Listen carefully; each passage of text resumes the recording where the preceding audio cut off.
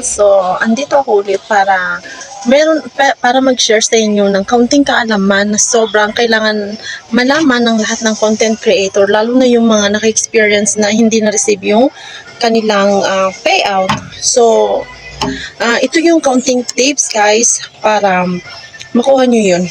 So, meron akong na-experience na na-hold yung aking payout sa siguro month of May.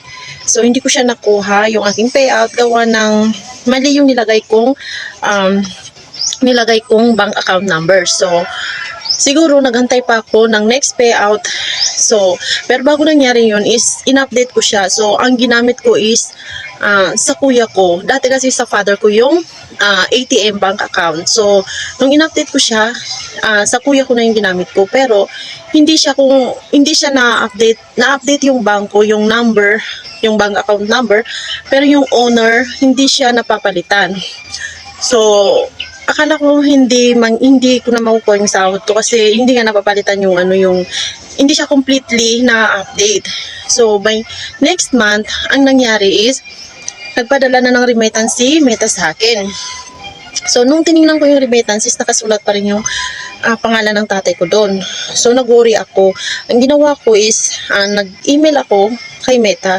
So, siguro maraming beses ako nag-email sa kanya. Ngayon, nung last week, or yes, mga 21, nagpadala na ng remittance si Meta sa akin. So, ang ginawa ko is, yung remittance pa lang nakalagay sa remittance, ayan, nakikita nyo guys, yan. So, yan, sa tatay ko pa rin. So, ang ginawa ko guys is, nag-email ako sa, kay Meta. So, hindi ako nag-email sa support inbox, kundi dito guys. So, ayan. Yan. Nakikita nyo guys, yan. Diyan ako nag-email. So, punta lang kayo sa inyong dashboard. Then, sa payout. So, lalabas yan.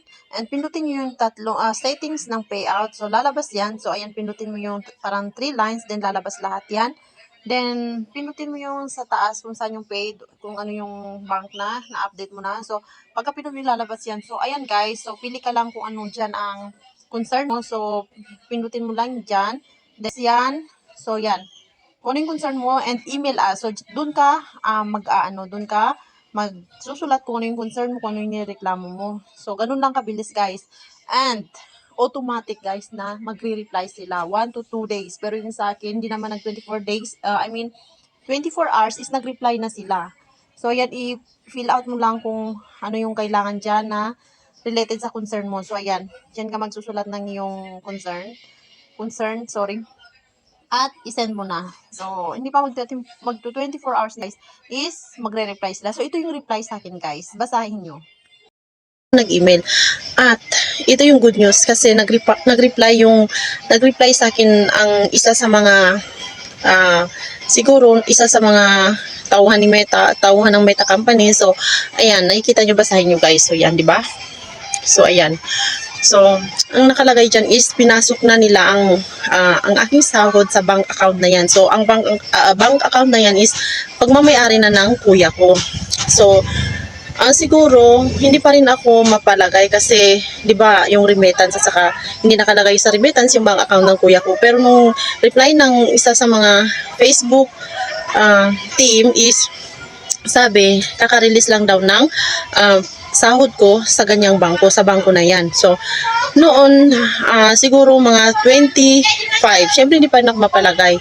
So, ang ginawa ko is nag-email ako, sa isang content creator. So, ayan, i-flex ko lang si Ate Vanji. So, ayan po siya. So, sabi ko sa kanya, sabi ko, ma'am, kailan po ba nag-a-appear ang sahod sa ATM or pumapasok after makareceive ng remittance? So, ang sabi niya is, mostly is 26 to 27. So, ayun guys, nagantay na sa 26 na. So, in-inquire ko yung ATM na yun. So, tuwang-tuwa ako guys kasi pumasok yung sahod ko sa ATM na yun. So, kasi ang sahod ko is nasa $445. So, ang equivalent dun sa peso is nasa 24,000. Pero, pagdating sa bangko is bawas pa yun kasi merong mga tax. So, tuwang-tuwa ako guys kasi hindi ko ini-expect na finally makukuha ko na yung payout ko, yung sahod ko sa Facebook. So ganun lang guys. Kung meron kayo na experience na ganun, mag-email lang kayo sa Meta, kay Meta para makuha nyo ang sahod na yun. So yun lang guys, maraming salamat at sana kung meron kayong experience katulad ko, gawin nyo kung anong ginawa ko. Promise effective siya guys. So thank you.